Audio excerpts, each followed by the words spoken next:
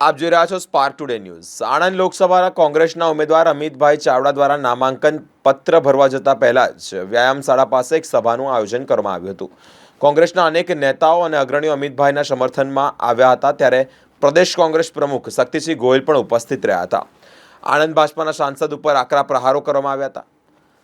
प्रेम और जंगम में सब कुछ जाहिज है यथार्थ थिरवंतु एक शक्तिसिंहના નિવેદન પર વિવાદનો મધપૂડો છંછેડાયો હતો। પ્રેમ और जंग में सब कुछ जाहिर है પછી એ રણ સંગ્રામ હોય કે ચૂંટણી સંગ્રામ આજે યથાર્થ ઠેરવવામાં આવ્યો છે। કોંગ્રેસના ઉમેદવાર અમિત ચાવડા નામાંકન પત્ર રજૂ કરતા જ પૂર્વ યોજાયેલ સ્વાભિમાન જનસભામાં પ્રદેશ કોંગ્રેસ પ્રમુખ શક્તિસિંહ ગોહિલ ભાજપના ઉમેદવારની કથિત વાયરલ વિડીયોનો ઉલ્લેખ પોતાના વક્તવ્યમાં કરતા જ વિવાદનો મધપૂડો છંછેડાયો હતો।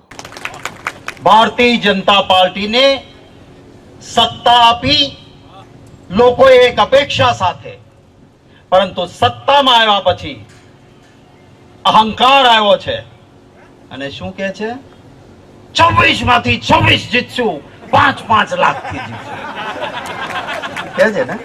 એ શું કહે, લોકો તમારા ખિસ્સામાં છે? આ જનતા જનાર્દન છે। રાજનેતાને ઊંચી ગાદી પર બેસાડે પણ એ જ જો અહંકાર કરે તો એને ધૂળ ભેગો કરવાની તાકાત પણ જનતા જનાર્દનમાં હોય। આપનો અવાજ દિલ્હીની સંસદમાં ગૂંજે। અત્યાર સુધી કોઈ દી મેં તો આણંદના સાંસદ ભાજપના છે ને સાંભળ્યા નથી। તમે સાંભળ્યા? દિલ્હીની સંસદમાં પ્રશ્નો માટે લડતા જોયા? એક નકામી વિડીયો જોઈ છે, ના કહેવાય।